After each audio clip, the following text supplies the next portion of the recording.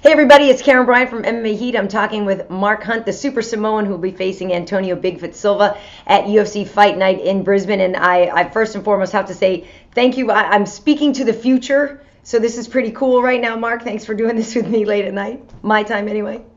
No worries. Thanks very much for having me. Yeah, for sure. So cool. So obviously the first question is, how good does it feel to kind of have a home game for you? How good does it feel to be able to finally fight, in Australia? It feels good, actually. It's been a long time coming, but the headline, it's pretty awesome for me. It's, yeah. Well, very nice. And I know there was a little bit of I don't even know what you would call it, but when you decided that you wanted to fly the Australian flag instead of the New Zealand flag, has that all been worked out? Is that all cool now? Oh, of course, it's all cool, It's just, yeah. Yeah, there was no issue anyway. I don't think there was an issue anyway, so. Yeah. And basically the backstory with that is just that you feel more at home in Australia, right? Well, Australia is my home, I was always been Q, but yeah, I live in Australia now in Sydney, so my children are Australian, my wife, so yeah. Right. All right, well, very nice. So what do you make of Bigfoot Silva? He's ranked number 4 right now in the UFC Heavyweight division. What do you make of him as an opponent? As an opponent, he's a very dangerous person. He's the number 4 in the world, and I'm not even ranked, so in the top 10, but he's just another fighter at the end of the day for me, and just someone that's in my way. Mm-hmm. So, the thing is, for this fight, I didn't want to take the fight because we are both top team affiliates. Mm-hmm. But if that's the case, I might as well just stop fighting. So, put my dream aside and let his continue. It's one of those things. I'll have the same respect, if not more, after the fight when we finish. Mm-hmm. Well, how long ago was it that you trained together? Is that recent? It was a while ago, maybe I was supposed to fight Stefan Struve. I think it was like a year ago, and I was training in Miami. So yeah, so it was one of those things. But yeah, it is what it is, and I'm an employee. That's how it works. Nice. Well, let's talk about his game, though. It's interesting. He's got on the ground, and lately he's been knocking people out. I mean, where do you find him to be most dangerous? Well, the guys at this top level, they're pretty much dangerous all over the place. So, if you're not good all over the place, a little bit of it, you'll be in a bit of trouble. So, it's hard to swim at the top end if you only get at one thing. Well, where do you think your game is going? Do you feel, it's interesting. You've been doing this for, what did you say, something like 23 years or something, right? I've been fighting for 23 years. I had my first fight when I was 17, 16. Wow. 2 different sports, K1 and now mixed martial arts. Yeah. Predominantly, of course, I'm a striker, and I always want to strike. That's my bread and butter is I love to strike, and that's what I do. Yeah. Do you find, though, it's interesting when you've done this so long? Do you feel at the end of the day, that you're still getting better? Well, I feel I'm getting better. I actually when I started, I didn't have any experience. Yeah. I just was thrown into the deep end, and now I've got more experience, and it's sort of the other way around. It's trying to get the body is older now, and it's a lot more wiser. But this is the fight business, and it's a hurt business. So it's just it's whoever can put the most hurt on the other person. That's how it works. Right. And so do you, certainly, most people think this won't go 3 rounds or 5 rounds and that there'll be a knockout in there. Obviously that's what you're known for. But there's a sense of danger certainly sometimes when people go head hunting like that, right? Do you ever feel that way?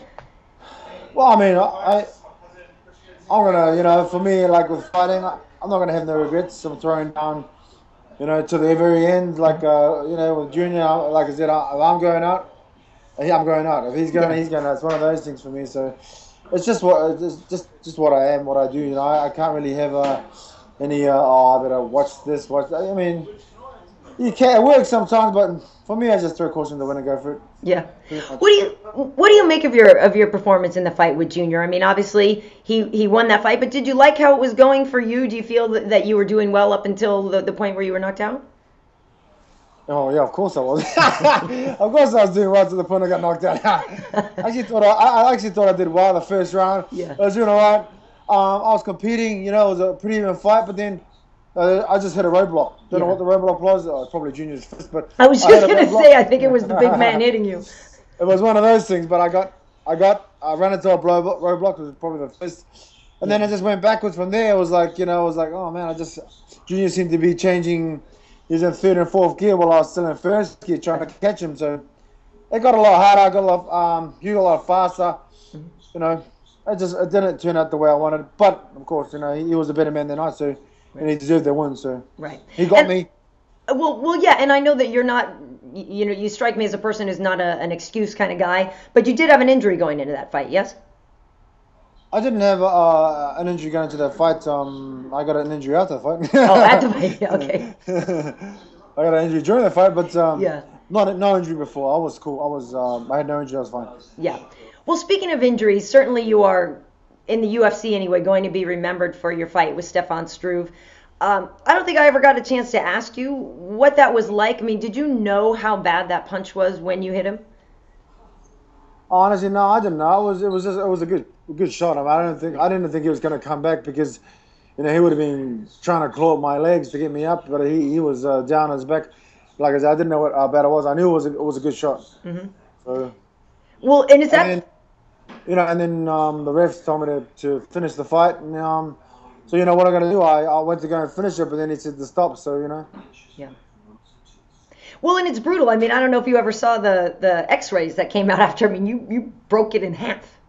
Yeah, it was kind of sad, but you know, it's the way it is. It's either, you know, I break his jaw, he breaks mine. It's just the way this business is. You know, it's a sad thing, but you know, that's what we do. Yeah, absolutely. I am curious how much longer you want to do this. You're 39 now. 39 now, but you know, I've been asked that question so many times. Yeah, I know, of course. I'm the old dog, but you know, I feel you know, when it's time for me to give it up, God's gonna say it's time for you to give it up. So it might be this weekend. You never know. You know, when I give it up, it won't be fighting in the top level anymore. That's fine. I understand. It'll be hard. You know, once I do give it up, it'll be hard for me. I've been doing it for a long, long time now. You know, so and it's something I love to do. You know, it's what defines me from everybody else. I'm a fighter. I've been fighting at the top level for many, many years. So, yeah. But, you know, like I said, you know, I'll give it up when I'm ready, and then hopefully it's not this weekend. Right. Well, does that mean this is the last fight on your current contract? Well, no, I think I got one more. I don't know. It doesn't really matter for me. I mean, every fight's the last fight for me, pretty much. And do you know what I mean? Well, right. Well, and do you think, though, if it were, you know, you would retire here at UFC, or would you be the type that would go somewhere else and still keep fighting? I'll probably be the type that'll go somewhere else. Yeah. And fight somewhere else. You know, I mean, UFC is the top division. You know, the best. Everyone wants to be the UFC champion, and that's my goal and dream. And if I can't get to that, I mean, if I can't win this weekend, I probably won't be able to climb back up the ladder again. You know, this is like I said, a good opportunity for me. I mean, Bigfoot's number 4, and I was, you know, we both lost in Vegas, but to get this opportunity after getting dropped by Junior, it's pretty good for me, you know, from not even the top 10. So, you know, I do thank Dana and Lorenzo and the bosses for giving me this opportunity. So it's great news for me. Yeah, absolutely. Well, I mean, let's talk about that a little bit. What do you make of the division right now? I mean, Cain has seemed so dominant after that first, you know, sort of. No, you can't call it a flash knockout, but you know, Junior hit him and he knocked him out, but. Up after that, Cain has looked amazing and unstoppable. You know, do you think he's the best there is and will stay there for a while, or do you? I mean, I know you'd probably love a shot at him. How do you think the division is looking these days? Well, I mean, you know, I'm the best at this. I'm just saying. Yeah. I think, I mean, you know, it's a fight, and anything can happen in the fight. So you know, I mean, anyone, you know, it doesn't really matter. You know, I mean, of course, Cain is the man right now, but. I mean, every man in this dog want a shot at him, you know. I mean, I do. Every man in the division wants a shot at that title, you know. I mean, everyone's just drooling at the lips to try and get at least one shot, you know. Yeah. But you know, I mean, of course, he's the dominant male right now in the world. So you know, you can't really say he's not. Well, yeah, but with a win over Bigfoot, you could get yourself into the top 10 most likely. Well, you know, anything's possible. If I win this weekend, then maybe I can get in the top 10 and get a world title shot. That'll be, well, like I said, I've always wanted the opportunity. That's all I need, and that's and then we can go from there. So one thing at a time. I can't really look past the weekend because, you know, it's always one fight at a time for me. You know, like everyone, I think. Yeah, well, absolutely. But I have to say, there's something great about your story. You know, knowing that at first the UFC didn't even want you to fight. I mean, does that still play on you that you've got to go out there and you've got something to prove and that there was a reason that you wanted to stay there? Well, look, man, no one likes to be, told they're not wanted. Yeah. I mean, I for a fact was so disheartened and disappointed as a fighter, being told that I wasn't wanted. Yeah. Best fighter on the planet, I feel in my mind. And I'm Yeah. always gonna think like that until I finish fighting. But to be told that I wasn't wanted in the UFC is like, man, that's a hard pill to swallow, man. Or, anything really. If I wasn't wanted anything, I'd be like, you don't want me. I'm a good-looking guy. Come on. Man, what is this? So it was a hard pill to swallow, but I've understood that now. And like I said, the headline, a UFC card after that, it goes to show all of the hard work I put in, and all the people that have been helping me, and like I've been blessed. Yeah. Thank you, Jesus. Thank you, Jesus. Nice. Well, I was in Australia last year for the fights for the Smashes finale, and I saw a lot of good local talent down there. I mean, do you think that the scene is really starting to explode down there? Well, of course. I mean, UFC is making everything mainstream. It's great. UFC's really. I mean, a lot of the younger fighters, they all want to have dreams to be UFC fighters. Mm-hmm. I mean, New Zealand and Australia, totally, man. They want to have the opportunity, just like me. They want these opportunities as well. So, it's just a matter of time. I think UFC is gonna give them the opportunity. So, it's great news for mixed martial artists down under. Yeah, absolutely. Are you the type of guy, though, that when you did retire, would you have your own gym, or would you just kind of transition into doing something completely that's not MMA related or fight related? Well, I got my own gym already. I've had a few hiccups along the way, as you do as a fighter. But of course, I like to teach. I've been asked many times to teach others. Manage and do all this sort of thing. So it depends on what God's in store for my life. I want to help a lot of kids. Yeah. And the sports giving me so much. So, and I think I can give a lot back to the people, the youth, as well. Very nice. So I have to ask, speaking of the kid thing, we have something in common. Both of us were smart enough to name our daughters Aurora. Awesome. Hey, man, how's your daughter? My daughter is awesome. She's fantastic, but my daughter is 7, so I think I came first. Ah, so you beat me. So I copied off you, damn it. Yeah, you did. It's a beautiful name. How old is your Aurora these days? Aurora's just over a year now, so she's gorgeous, like my other girls here in Charlotte. Yeah. Yeah, I'm looking forward to seeing my kids this weekend. So I might, Very nice. Do you let your son and your other daughter? Do you let them come to the fights or no? Well, my son's Noah's coming to this one. He's 5. Yeah.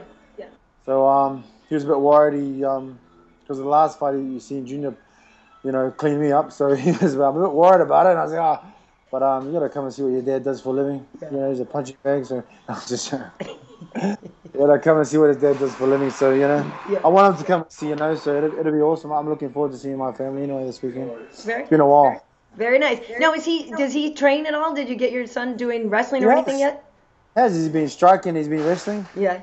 At my gym, so he goes when he wants to. I don't force him. Right. I try to teach actually, him and a few other kids, but the funny thing is you can't teach your own kids. They don't listen to you. So instead I had 4 or 5 kids and I started teaching them stuff. Then he starts off this chant about something about me being a pig or something. The next thing, they all start running around me and it's like crazy. Well, what about your daughter, though? Would you let your daughter fight? She was wrestling as well. Oh, okay, good. They're following after Noah, so they do it when they want at the gym. So, I got to teach them self-defense and, and martial arts, like I said, is a good grounding for bringing up strong kids, confident kids. Kids with a lot of issues. I mean, but if you just put them in there, and also about hard work. Yeah. Hard work, learning about hard work and what it takes to be an athlete as a young kid. But anyway, that teaches them a lot of good stuff. Absolutely. And so the last thing I want to ask, pretty much, is the hair thing. Is this when you transition into like fight mode? Because I know when we look at some of the prep stuff, you have your hair dark, and then you had your do-rag on, and you were doing your whole thing. So is that like the battle hair type thing? Yep, that's my super Samoan hair ready to rumble. So it's a gimmick. I used to do it in Japan. It was a comic called the Super Saiyans, and but I'm Samoan, and that's my race. I just do my hair. It's sort of like a thing I like to do. So yeah, it looks good. It sort of defines me, changes me from everyone else as well. So yeah, very cool. I'm ready to fight now. As long as the hair is done, I'm ready to fight. You're ready to fight. All right, well, cool. Well, listen, I know, if you ever did leave the UFC, which I hope you don't, but I'm sure, Ray Cepho would be, everybody would assume that Ray Cepho would be on the phone calling you, right? Well, I don't know. Me and Ray have got our own, our class Ray is a friend, and we gotta do our own little mix here and there for our rematch in K1. But like I said, if it happens, we'll see what happens. We'll be talking with Ray. I don't know. Like I said, UFC is the top at the moment, and if I get the boot out of here at the UFC, then of course I'm gonna still continue to fight. It'll be just a dream that I didn't accomplish. It's kind of hard, but anyway, we'll see what happens this weekend. I'm gunning for the win always. Of course. I'm gonna do my best and gonna take Bigfoot out if I could. So this is the way it is. Nice. Yeah. And I lied. Last question, because I kind of remember. Is there a certain chant that they like to do down in Australia? Chant. Like a fight chant? I'm trying to remember. I thought I heard one, but maybe not. I think it's called "Kick His Face." Kick his face? No, I don't know. Kick his face. I don't know. Is there a chant? I don't know. I thought there. Well, anyway, that works because the Brazilians chant that you're gonna die. That's their chant. So. Oh, is that right? Damn, yeah. Oi vai morrer. Oh, you mean like the Ali Bumbaye? Yeah, they go Oi vai morrer, and it means like, oh, you're gonna die. So that's their chant. So kick them in the face is like that's. And the thing is, we're all gonna die. Cool. Right? Well, listen, I'm gonna be doing the weigh-in show on Fox, and I think we're doing a post-fight show as well. So, be talking to you on the show. But thank you for talking to me now, and I wish you the best of luck. And I know you're going to do great things. Everybody's so fired up for this because both of you are the guys that both go in there. Everybody says, I go in there to fight and to finish, but you really do. We're both freaking lost coming off Vegas. We've got nothing to lose here, man. I've always had nothing. But anyway, thanks for having me, and I'll talk to you soon. Absolutely. Thanks so much, Mark. Cheers, guys. Thanks a lot. Bye.